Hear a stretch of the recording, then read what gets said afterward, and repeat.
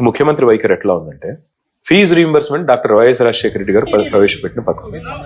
కాంగ్రెస్ ముఖ్యమంత్రిగా ఆయన ప్రవేశపెట్టారు. ఆ తర్వాత మా ప్రభుత్వం వచ్చింది, కాంగ్రెస్ ప్రభుత్వం పోయిన తర్వాత మేము దాన్ని కొనసాగించాం.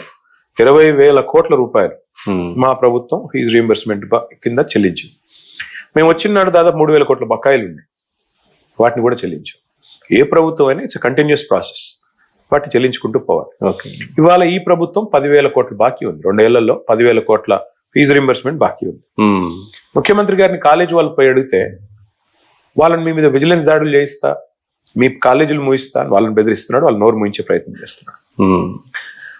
ఉద్యోగులు పోయి, అయ్యా మీరు చెప్పారు 5 డిఎల్ బాకీ ఉన్నాయి, పిఆర్సీ అన్నారు, ఏమైంది అంటే మేము ఇది ఏసీబీ దాడులు చేయిస్తా అంటాడు. నిరుద్యోగులు పోయి మీరు 2 లక్షల ఉద్యోగాలు అన్నారు మొదటి సంవత్సరంలో, ఏమి స్వామి ఎక్కడున్నాయి అంటే మీ మీద కేసులు పెడతానని చెప్పి వాళ్ళు ప్రచారం చేస్తుంటే వాళ్ళని కూడా కొడుతున్నారు. అంటే ఎవరిని పడితే వాడిని బెదిరిస్తానంటే నేను అనేది ఒకటే, నడుపుతున్నది సర్కారా లేక రౌడీ దర్బారా? ఒక ముఖ్యమంత్రికి ఉండాల్సిన లక్షణం అయింది. ఇవాళ ముఖ్యమంత్రి ఎట్లుంటే మరి ఆయన కింద పనిచేసే నాయకులు ఎట్లుంటారు, వాళ్ళు అంతే.